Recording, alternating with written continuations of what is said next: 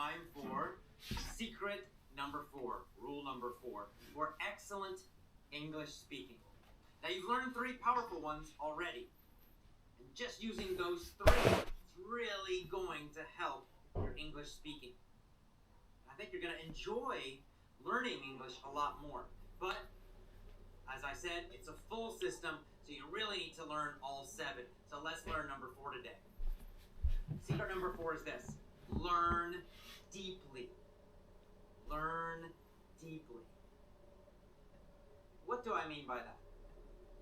We have this idea of wide and shallow. Think of water, for example. Shallow water is like this. Deep water is like an ocean. Very, very deep. So when we're talking about learning something deeply, it means you totally learn it and master it. There's a great quote from a guy named Tony Robbins, which is this. Repetition is the mother of skill. Repetition is the mother of skill. It means to be very skillful, to be very great at something. You've got to repeat it so many times. Well, that's basically what we're talking about here. Learning something deeply, totally, completely. Once again, it's the opposite of what happens in school in most English classes. What happens in the normal English class? The normal English school? The traditional way of learning? Well, you go very, very, very fast, right? Right? There's a lot of pressure to keep going, learning more, right? Because you have to finish the textbook. Every teacher feels some pressure to finish the textbook in the correct time, right? We have to finish the textbook this year. So next year, we can do the next textbook, right? We got to finish book number 1. We got to do it quickly so that next year we can do book 2. It would be terrible not to finish book number 1 this year. That's the idea that they have. And it's totally crazy and wrong. So here's what happens. Every week or every 2 weeks, you're learning something new in your English class. New grammar, for example. So you learn the past tense, and then 2 or 3 weeks later, now you're learning the present perfect. And then a few weeks later, now you're learning the future. That is crazy. There is no way you can master and truly learn the past tense, for example, in just a few weeks. Even in just a couple of months. It's not possible. And then you start adding more and more and more and more. And of course, all the vocabulary lists. More and more and more every week. Another huge list of words to memorize. There's all this pressure to go faster, faster, faster. So what happens, of course? You study all this stuff for the test. You memorize it, you take the test, maybe you get a good grade, maybe you don't. And then after the test, you forget a lot of it, right? Because you never learned it deeply. You just memorized it short term, and then you forget a lot of it. Or maybe you remember it, but you can't use it. I know you know the past tense. I know you've studied it, but do you always use it correctly? If the answer is no, if you still make mistakes, it's because you never learned the past tense deeply. Now, I have no problem with the past tense. Is it because I'm a genius? No. Of course, it's because I learned English as a small child, and I mastered the past tense. How did I do it? How did I learn it so deeply? Through lots of repetition. My parents did not try to teach me the present perfect or the future progressive or something when I was very small.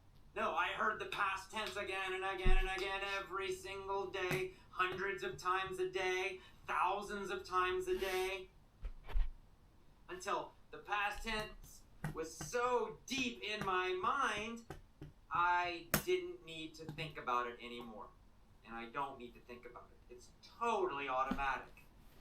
That is deep learning.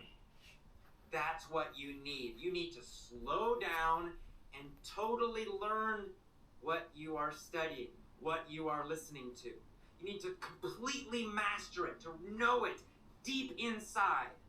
Not just know it in your brain. It's the same with vocabulary. You might know a word, like if I ask you the meaning, you can tell me the meaning, but can you use it instantly in a conversation, a real conversation? If I say it in a conversation, do you instantly and automatically understand it completely? If not, you have not learned it deeply. Now you're beginning to understand why you are having problems with English speaking. You may think you know a lot of grammar and vocabulary, but most of it you do not know deeply. It's not automatic. You have to think about it. So you have to change the way you learn. Once again, this is another secret, another rule, something else you need to change about the way you are learning English. Now, the most basic way to do this is to do the opposite of school. So instead of hurrying, instead of trying to go fast and new chapter all the time, I want you to do the opposite. I want you to go slowly. For example, when you buy our lessons, I will tell you that each lesson set, a lesson set has maybe 4 or 5 connected lessons, about the same topic.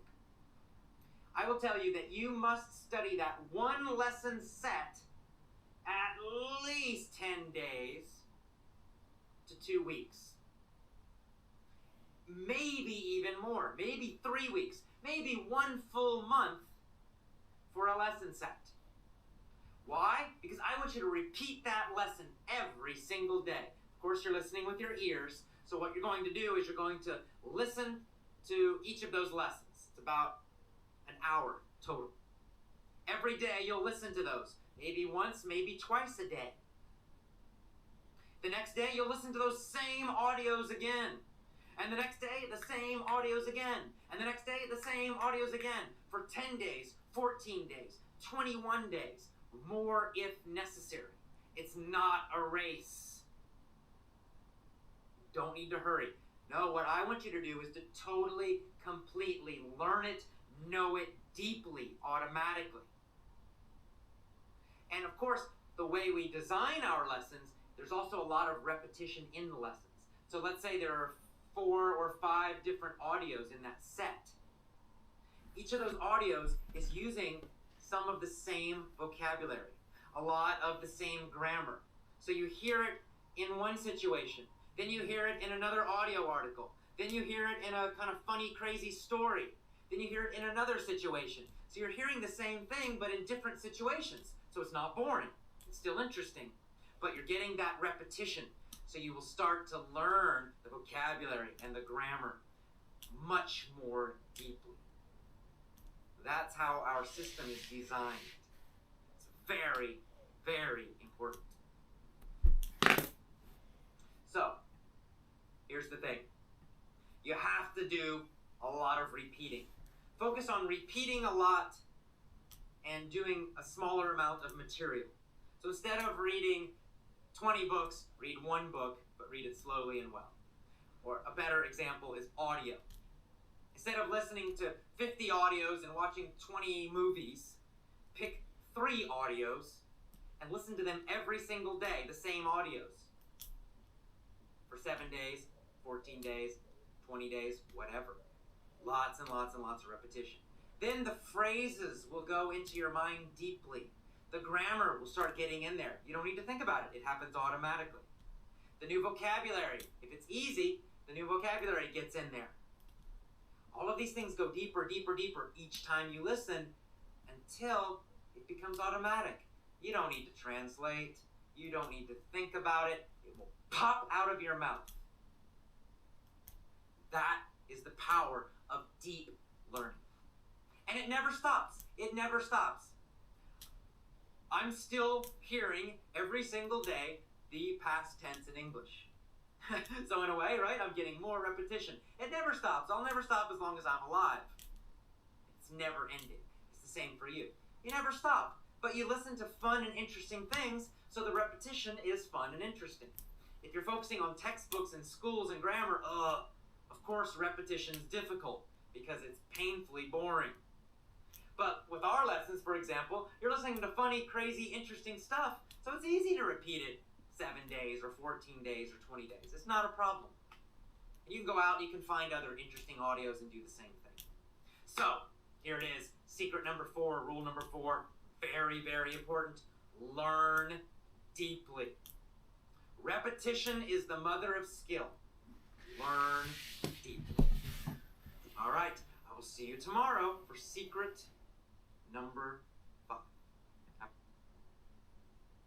Hi, it's AJ, and it's time for rule number 5. Now, rule 5 is one of my favorites. You'll remember way back in rule number 2 that I told you, do not study grammar rules. I told you to get rid of your grammar textbooks. And some of you are feeling stressed because all your life you were told that grammar is the key to English. Now, if it was the key to English, probably would be speaking a lot better now, because I know you've already studied a lot of grammar rules. Now, on the other hand, grammar itself is important. Of course, we need grammar. Of course, we need to use grammar correctly when we speak. But you don't learn it from studying grammar rules or memorizing a bunch of rules in a textbook. Instead, rule number 5 is this. Use point of view stories. Use point of view stories. That's rule number 5. Now, a point of view story, it's a method, it's a technique for learning English grammar.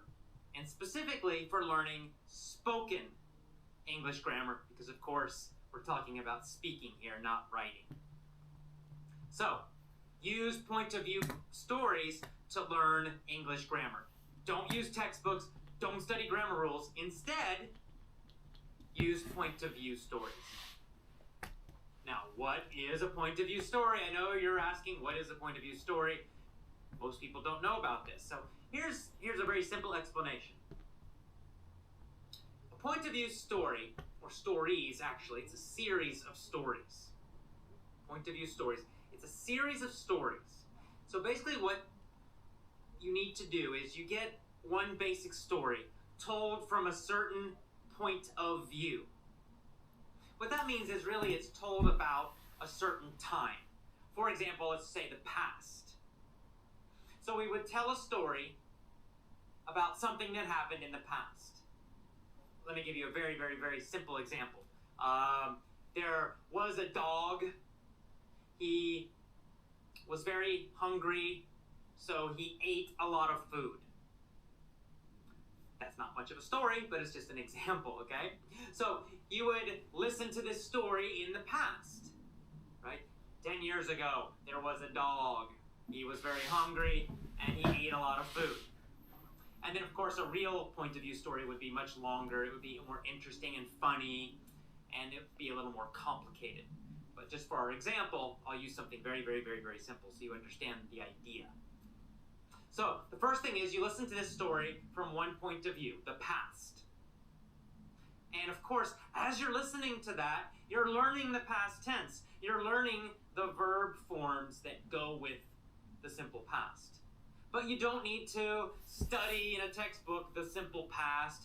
You don't need to know that ate is an irregular form of the verb. You don't need to know any of that. All you need to do is listen to the story. And as long as you understand that the story is happening in the past, you will naturally, subconsciously, and in fact effortlessly learn the correct past tense verb forms. You don't need to memorize anything. You certainly don't need to analyze any kind of rules or textbooks. Now here's the next thing you do with point of view stories. Next, you would listen to that same exact story, but now it would be told from the present point of view. So you might listen to a story that starts like this.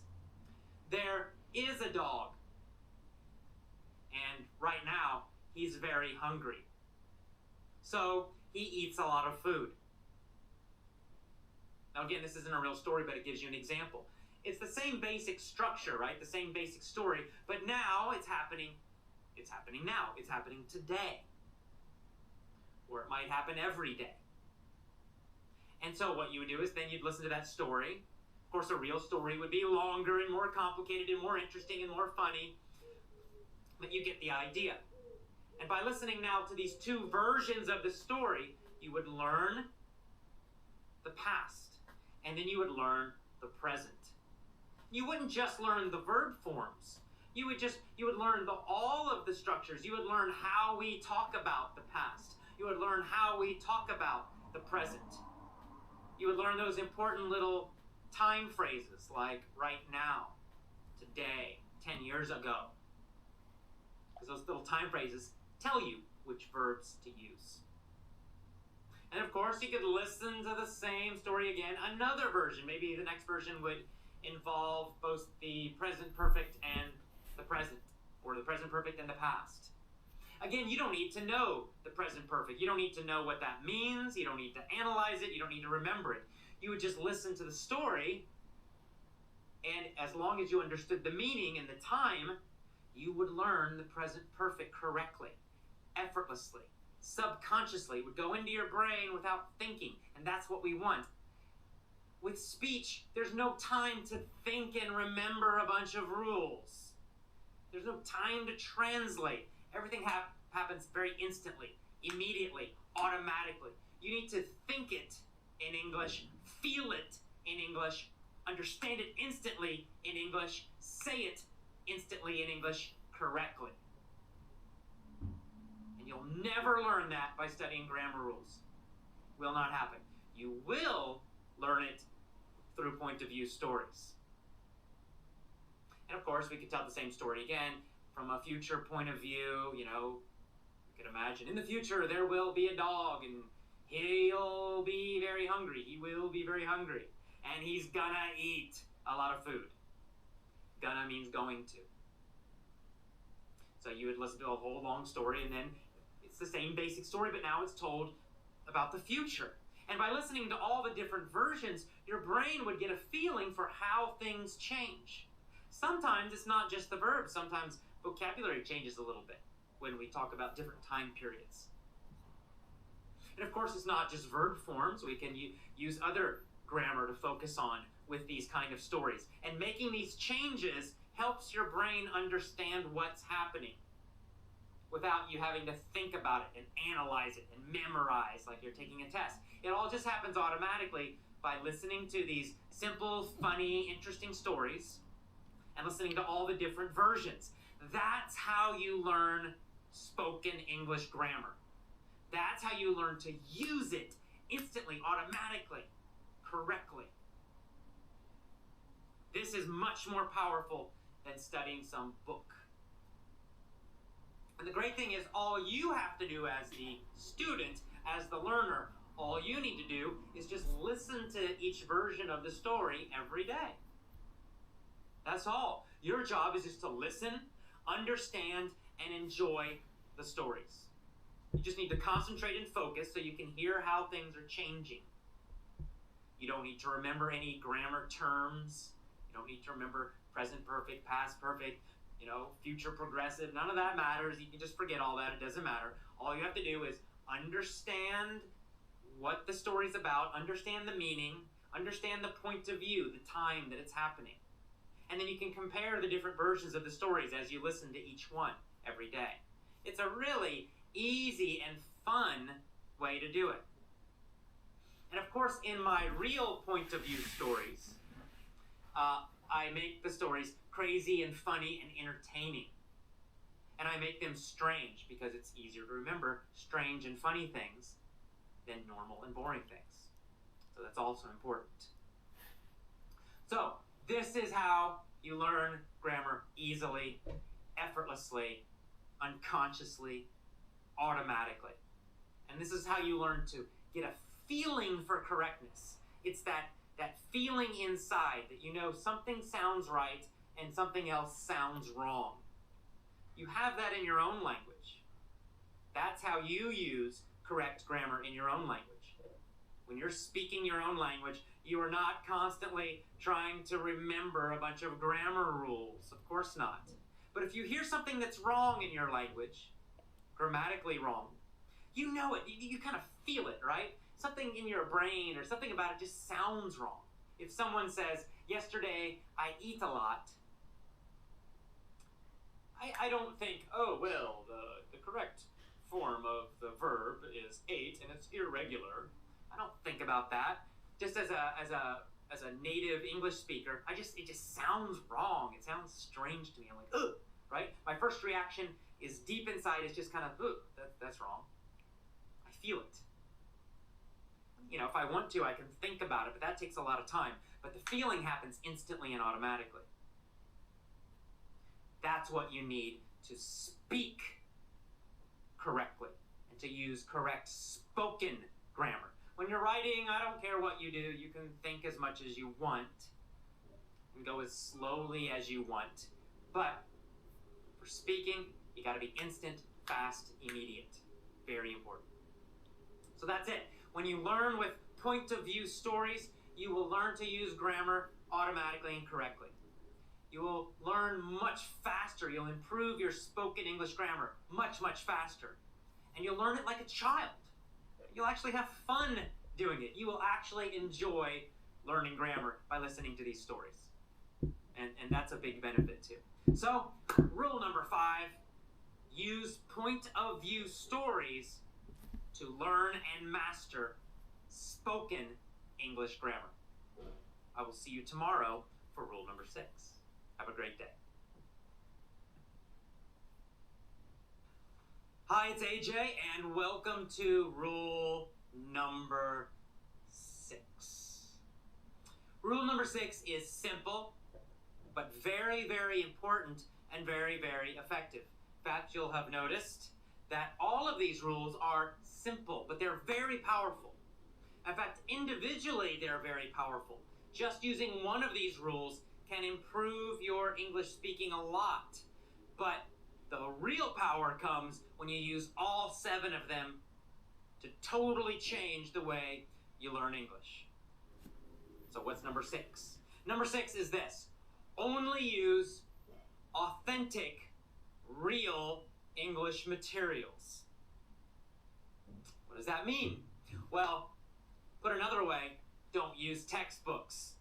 I talked about this already when I was talking about throwing away your grammar books. But really, you need to throw away all of your textbooks. All of them. Get rid of them. They're horrible. They're boring. You know they're boring. They're useless. You know, get rid of all the grammar textbooks, all those with the little fake, conversations in them, and all the nice little graphics and pictures they put in to try to make them seem interesting, when in fact, it's really boring. Because what do those textbooks really have? They got a bunch of fake conversations with boring actors reading them. And then they have a bunch of little boring activities and drills that are supposed to help you improve your communication. It's all bad. It's not going to help you. What you need to do instead is use only authentic, real English materials. What does that mean? Well, when I say real, here's what I mean. I mean, the best materials are the ones that are for native speakers. In other words, books and audios and videos that are made for Canadians, Americans, British people, Australians. They're not made for foreigners learning English. They're made for the people actually living in those countries. That's a real, authentic material, book, CD, video, whatever. You can also use materials that are very, very, very, very similar or very, very close to real materials. For example, there are some really good books out there, storybooks, that they're about real stories, written about, like little novels, little short novels, but they're using a little bit simpler English so that people who are learning English can understand them a little more easily. But it's not a textbook, it's a real story. Some of them have audio, so it's like a real audio book, real interesting information. It's not, a bunch of rules and stupid activities and fake conversations. So those kind of materials are also quite good. That's what I mean when I say real materials. Real. I'm going to give you an example of this. let's say you wanted to improve your reading, your English reading skills. Now, there's two ways to do this. The old traditional boring way, which doesn't work, is to go out and get a bunch of, fake tests, for example, a bunch of TOEFL tests, and read all those extremely boring essays in the TOEFL book, and then take a bunch of tests with it. Or you could get some reading comprehension textbook. Once again, reading a bunch of boring stories written by boring people, and then take a bunch of boring tests or answer a bunch of boring questions at the end of it. Not very fun, and it's not effective. You could also go out and buy some vocabulary books and try to memorize all this new vocabulary, these huge lists. None of that works very well. I mean, you can improve that way, but it's very slow and it's painfully boring. A much better way, and the research shows a much more effective and powerful way, is to read easy stories, to read easy novels. Now, what does easy mean? Well, it depends on your level. For some people, easy means children's books, right? Books that are made for American children or British children or Australian children, whatever.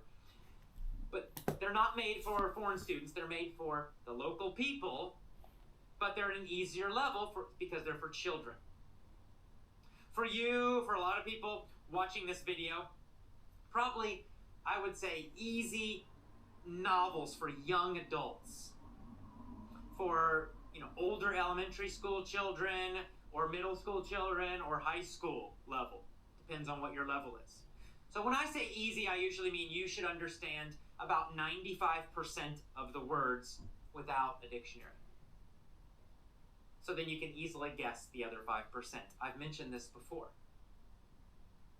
So, if you wanted to improve your reading, what you would do is you'd go out and you would read as many of these novels as you could. You could read magazines, easy magazines for kids or for young adults. And read lots of them. You could read a lot of novels. There's lots of those novels for adolescents. Adventure novels, romance novels. And they're for young adults, so they might be a little bit, not really for total adults, but it's much more interesting and fun to read those than textbooks, I promise you. And you would read lots and lots and lots of them, and as you did that, your vocabulary would increase. Your reading comprehension would increase very quickly. Your reading speed in English would improve very, very quickly. And soon, in just a few months, those kinds of books would be super easy for you. And then you could start reading more difficult material. Maybe you would start reading, high school level novels and stories. And you'd read lots and lots and lots of those. If you like romance, you'd read romance books. If you like adventure, you'd read adventure. If you like science fiction or fantasy, you'd read those kind of books. If you like nonfiction, well, you'd read a lot of nonfiction. But it'd be real books. And then eventually those would feel easy. It happens quite quickly, in fact. If you read every single day like that, you improve quickly. And then you could go up to adult-level novels. You could read books by, famous best-selling authors, John Grisham, Stephen King. Again, depends on your interest. Always choose things that you personally like and enjoy. And by reading lots and lots and lots of those books, reading lots and lots and lots of Stephen King books, for example, or John Grisham books, your reading would improve so fast, so powerfully, and so much faster, so much more powerfully than someone who's trying to learn from textbooks and reading comprehension books and vocabulary books. This is a much faster, more powerful way to improve your reading. Now, of course, in these rules, we're talking about speaking and listening. So how do you do that? Well, it's the same idea. It's exactly the same idea. Instead of using books, you would use audios. So you want to listen to as many easy, real audios as you can every day. You want to listen to audio stories. You want to listen to easy audio books. You want to listen to podcasts, audio radio shows. Easy audios on topics that you enjoy, that are entertaining. Real stuff. and you would follow that same thing. For a while, those really easy ones maybe they would feel a little difficult to you. But after listening to them again and again and again, they quickly become easy. Then you go up to a higher level. And then you do it again and again and again. And soon you're listening to real audios, real audiobooks for adults, for American adults, for British adults. Or real radio shows for Americans or Canadians or British or Australian. You can mix all of those. It doesn't matter. That is how you learn real English. Because see, in the textbooks, it's not real English. It's very unnatural. Those fake conversations are unnatural, and we don't really speak that way. Right? What's lesson 1 in most textbooks? Hello. Hi. How are you? I'm fine. And you? Right? And you have these actors reading that conversation in a very unnatural way. The pronunciation is very strange, because nobody really talks like that. And in fact, in the United States, when you meet someone the first time, you will almost never hear that kind of conversation. People really say things like, how you doing? What's up? Nice to meet ya. You don't find those little phrases in most textbooks, yet those are the most common, real ways of greeting people. That's why, you learn all this textbook English, and then you go to a country and you can't understand anybody. Even though you know 10,000 words or 20,000 words or something, and you know all this grammar, but you can't understand the real people having real conversations. Why? Because you learned textbook English. You did not learn from real English materials, authentic English materials. So if you want to be able to function with real English, especially if you want to talk to people who are from Canada or the United States or the UK or Australia, you must learn from real materials. Very important. And once again, this is how children learn, right? Children do not study textbooks to learn their own language, right? Little 2-year-olds and 1-year-olds and 3-year-olds are not studying English textbooks in the United States. They're learning from stories and real conversations and real communication about real ideas or real emotions. That's how they learn. And that's why they speak so naturally and effortlessly. If you bring a foreign child from another country to the United States, and you put them with a bunch of children, American children who speak English all the time, that child will learn English perfectly. With no textbooks, with no grammar study. How do they do it? Well, they do it with real stories, real playing with the other children, real communication, real English. So, what you need to do is, number 1, is go out and get real materials. And of course, our lessons, that's what I do. I tell you stories. And I give you a lot of teachings. My lessons are not focused on the little parts of English, because I don't want you to think about that at all. I want you to think about interesting ideas. I want you to feel entertained. I want you to focus on the emotions and the ideas of what I'm saying, of what's inside the audio. So most of my main lessons are on personal growth topics about being more healthy, having more energy, being more successful in all parts of your life. I want you focused on those ideas. You're learning English at the same time, but I don't want you thinking about every little word. I don't want you thinking about the grammar rules. I want you focusing on the ideas, on powerful ideas, interesting ideas. As you focus on those real ideas, real emotions, you will learn the English automatically. It's the same with the stories. I make them funny and crazy so that you remember them, so that you are entertained. You're focused on the emotions and the crazy ideas in the story. And the grammar and the vocabulary and the pronunciation just happen automatically. You're focused on being entertained. You're focused on getting interesting information, useful information.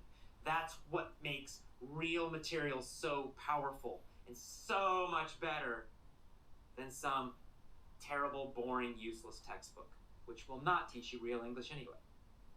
So, use real materials in order to improve much, much, much faster, to understand real speech so that when you go to a country or you talk to someone from an English-speaking country, you will actually understand them. You'll understand the real English they use in conversations, not some textbook that nobody uses. And I think another big reason to use real materials is you'll enjoy it more. It's just more fun, it's more interesting. Instead of learning a bunch of boring junk in a textbook that's just useless and not real, you get to learn real, interesting ideas, or you get to be entertained. You get to have interesting emotions. It's real stuff. It's the kind of things you might enjoy in your own language. So important, so powerful. So, rule number 6 is this. Use only authentic, real English material. And that's rule 6. Tomorrow's our last rule, so look for the next email tomorrow. Last rule. See you again. Bye-bye. Hi, this is AJ, and you made it. Rule number 7, our final rule. Here it is. Rule 7 is this. Use listen and answer stories.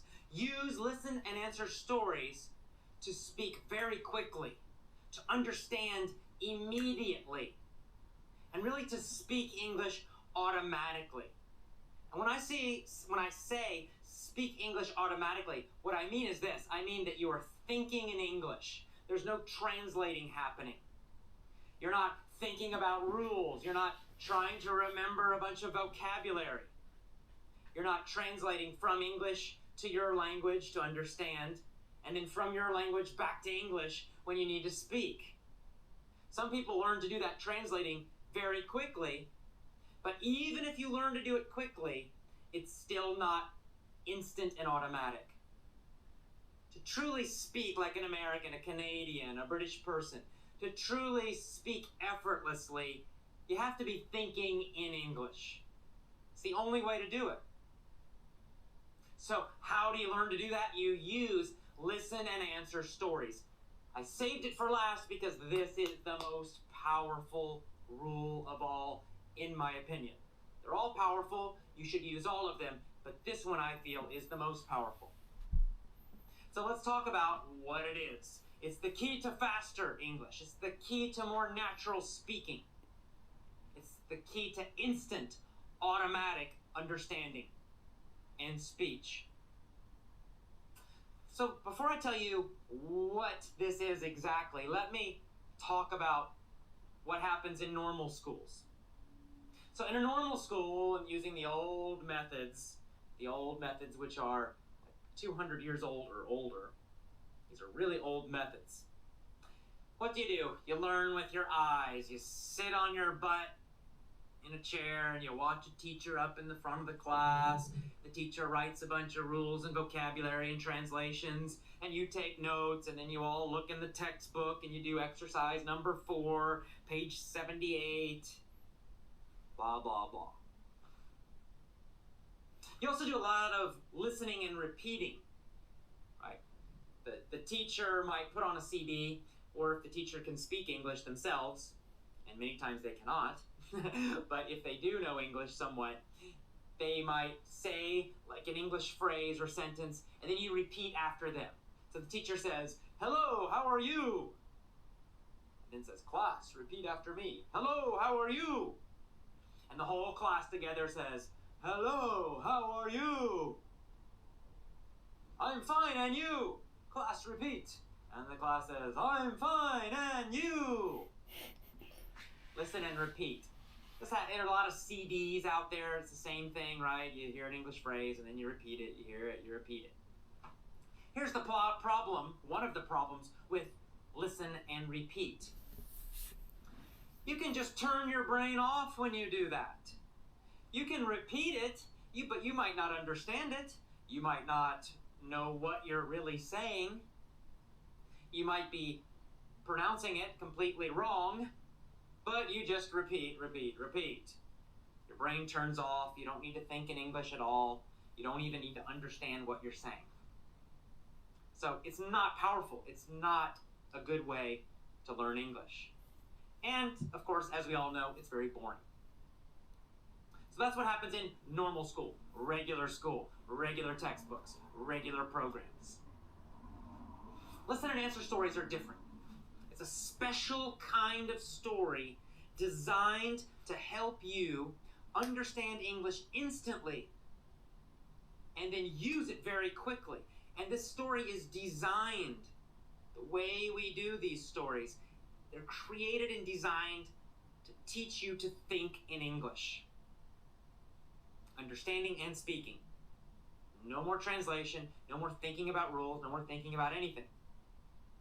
It's just you understand instantly, and when you want to say something, it just pops out of your mouth automatically. So how do we do this?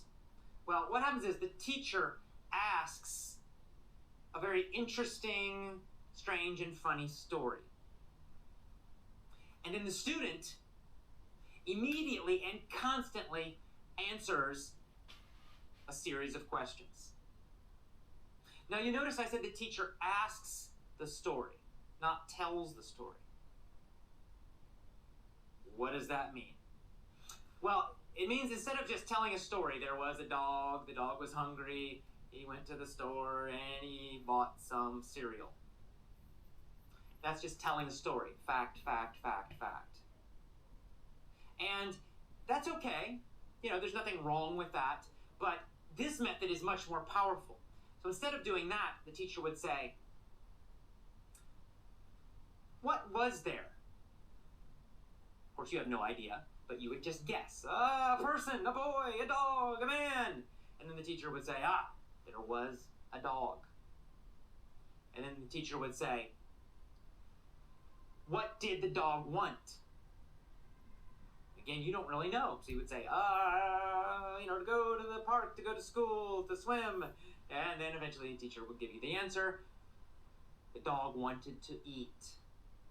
Then the teacher would ask a lot of very simple but fast, easy questions about information you already know in the story. The teacher would say, what was there? And you would say, a dog. You'd answer very quickly and instantly. What did the dog want? To eat. Did the dog want to sleep or did the dog want to eat? To eat. Who wanted to eat? The dog. And if this would go on and on and on, very fast, lots and lots and lots and lots and lots of questions. Sometimes the teacher would add new information with these questions. You just guess. And then a lot of times the teacher's asking lots of different kinds of questions about information you already know. And that's how the teacher asks the story instead of telling the story. Now you as the learner, you as the student, are constantly hearing these questions and answering as fast as you can. It's like a game. So you hear it and you try to instantly answer it. Now, the questions are very, very simple and easy. And that is by design. Right? We want them, as the teachers, we want the questions to be simple and easy. See, if we ask you a bunch of difficult questions, you're going to pause, you're going to stop, you'll start thinking. You might have time to translate. But by answering you very fast, simple, easy questions, they're so easy that you don't need to think, you don't need to translate. Instead, you understand them very quickly and then you answer very fast. And this is how the training starts. See, so you start learning to understand faster, understand instantly, without any kind of translating. And by trying to answer faster, with just a one word or two words, you're training your brain to respond in English faster and faster and faster and faster. So you're understanding faster, you're answering faster. And this is how real conversations happen, right? There's a lot of back and forth. One person speaks, then the other one, then the other one, then the other one. Someone asks a question, you need to understand it immediately. And then you need to respond to it and answer it very quickly and immediately. There's no time for translating in real conversations. So this is an amazing way to train you to speak English quickly, easily, and automatically. It's so powerful. Now, here's the other nice thing about these stories. In my lessons, in my stories, my listen and answer stories, I always do kind of crazy, strange, and funny stories. Usually the characters are little strange animals or celebrities, and it's very strange and interesting situations, and they're entertaining, they're funny. And I do that for two reasons. Number one, I want you to enjoy learning English, so that's nice. But the other reason is that your brain, the way your brain works, is that it understands and remembers strange information quicker and longer than normal, boring information, right? If you meet somebody, if they have a strange name, you probably will remember their name more easily than if they just have a normal, average name that a lot of people have, right? Our brains pay attention to strange things, to funny things, to different things. That's what we remember better. And so, if you're listening to a strange and funny story, if it has new vocabulary, you will remember that vocabulary more easily. If you're just reading some TOEFL book, super boring, you're not going to remember that same vocabulary word as easily. But if you hear that word in a strange, funny, interesting story with strange events and crazy characters, you will more likely remember that new vocabulary word because it's funny, because it's strange.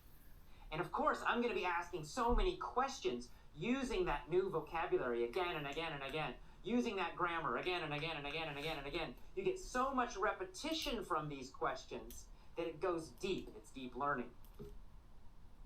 So for all of these reasons, listen and answer stories are the most powerful way to improve your English speaking. The most powerful. Because in many ways, these stories use all the other rules. Right? You're listening with your ears to these stories. They're audio stories. You're getting lots and lots of repetition and deep learning. You're hearing phrases and whole sentences. And it's real material. It's a real story. It's not some fake, boring textbook thing. You're hearing lots of different kinds of grammar. I mean, this is so powerful, these kinds of stories. And that's why rule number 7, the final rule, use listen and answer stories to speak English quickly and easily and automatically. To actually learn to think in English. And that's it, you did it! You have graduated from the 7 Rules video and email course. Congratulations! Now, it's time to take action. If you want to get a different result, you have to do things differently. If you continue using the same old methods, if you continue doing the same old thing, you will continue getting the result that you're getting right now. If you're happy with that result, great, continue doing what you were doing in the past. It's fine. If you're not happy with your current level of English speaking, then clearly you need to do something differently. Because using those old methods will just continue to get you the same old result. I mean, we all know this. It's just obvious. It's logical. If you want a different result, you have to do something differently. So, you need to take action now. And you need to do something differently. You need to use all 7 of these rules. Totally and completely change the way you learn English speaking. And when you do that, you will get a totally different result. A much more powerful result. A better result. There's a few ways you can do this. You can create and design your own learning plan, independent learning plan. You can go out and find all your own materials. You can do all of that. It's possible. People do it. A very convenient way, a very fast way to start immediately, to start today, is to use My Lessons. And My Lessons use all of these 7 rules. Of course they do. And they're a complete audio package. And by the end of using all My Lessons, you get My Lessons today, and you listen to one lesson set for 1 or 2 weeks. 2 weeks is best. Remember, deep learning. And then after about 6 months, your English will improve so much. Your speaking will be more powerful, more automatic, faster. You'll understand more instantly. Your pronunciation will be better. Your spoken grammar will be better. All of this will improve, and you'll do it by listening to interesting articles, interesting teachings about personal growth and success, crazy and funny stories, and of course these listen and answer stories.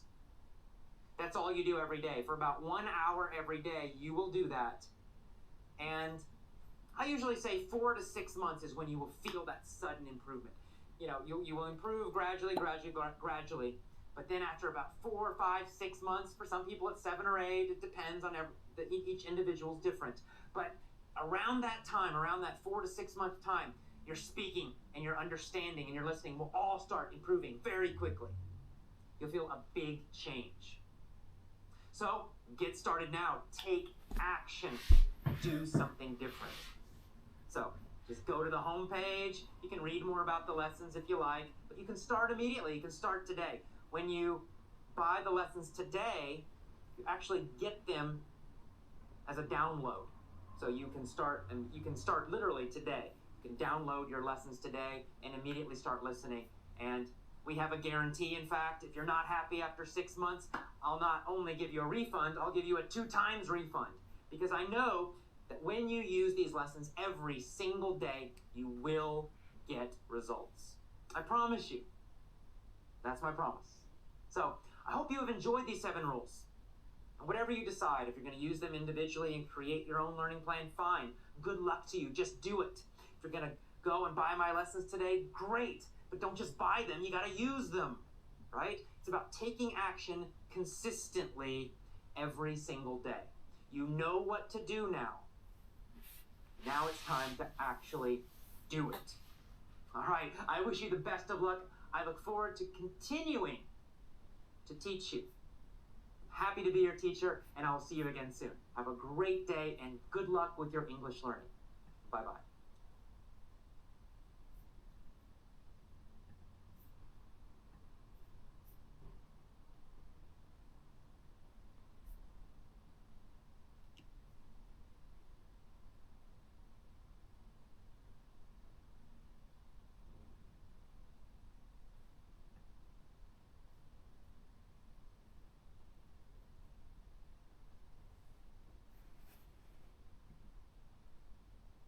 Show with the world's #1 English teacher, AJ Hogue, where AJ's more than 40 million students worldwide finally learn English once and for all, without the boring textbooks, classrooms, and grammar.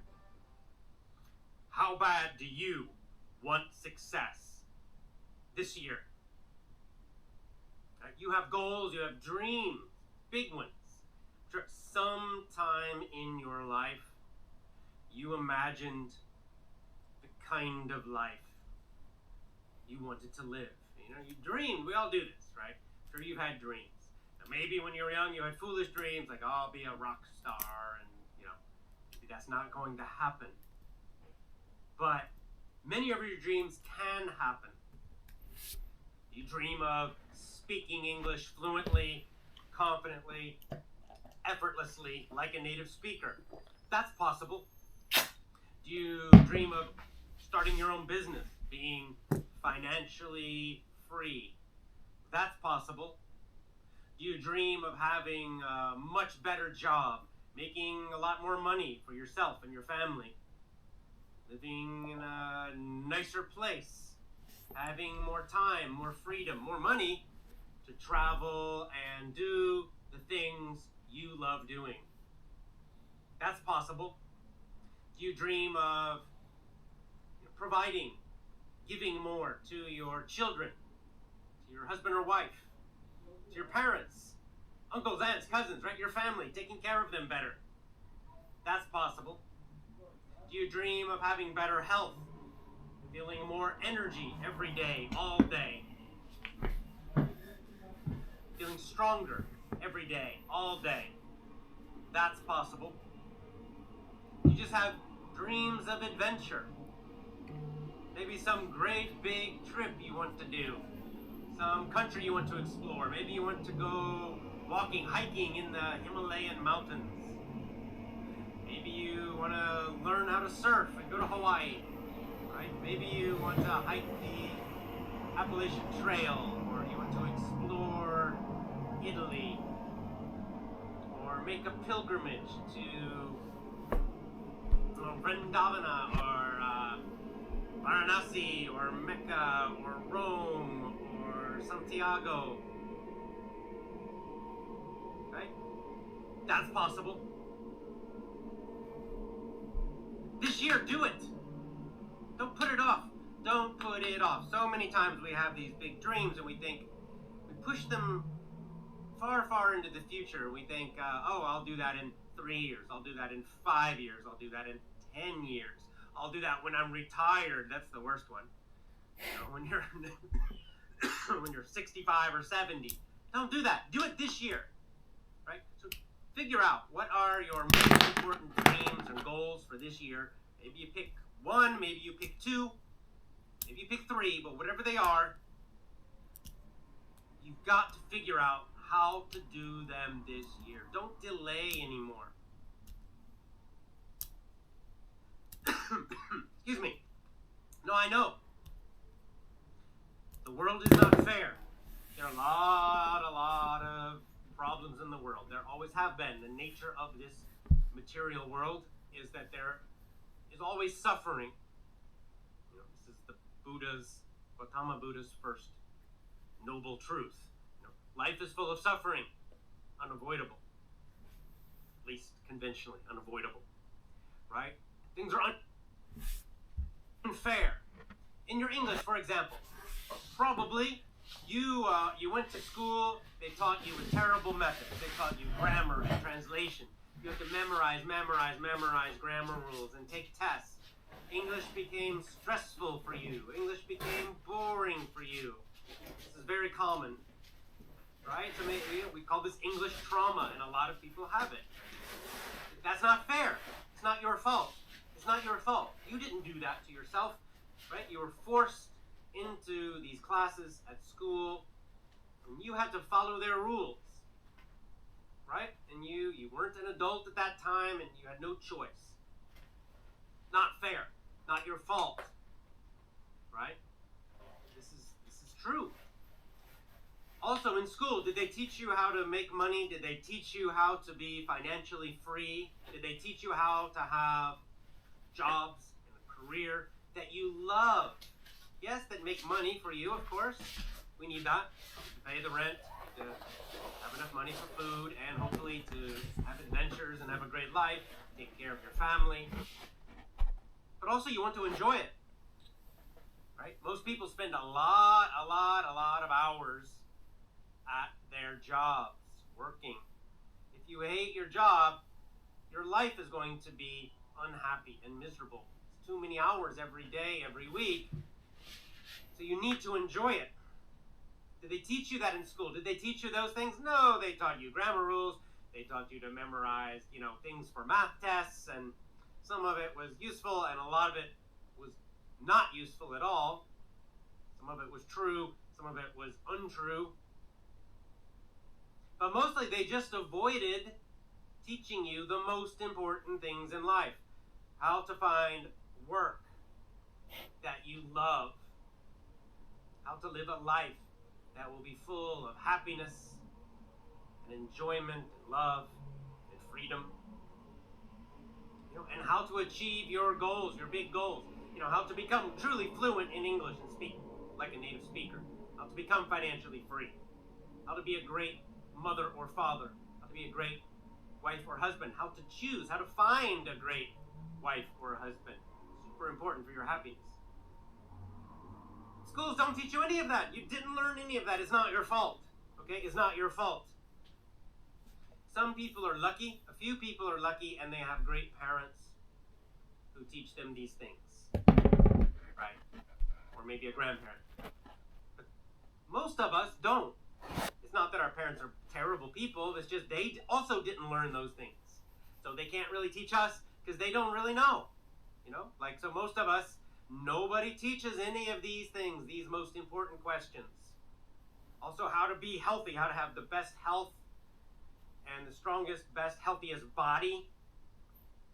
Not just now, not just when you're young, but for your whole life, especially as you get older, especially when you're middle-aged like I am and older. People don't teach you that. You don't learn that in school either. And if you follow the media, you get a lot of lies, and doctors don't teach you any of that. Doctors don't know a lot about being healthy and strong and having great energy. You know, they take care of diseases and injuries. But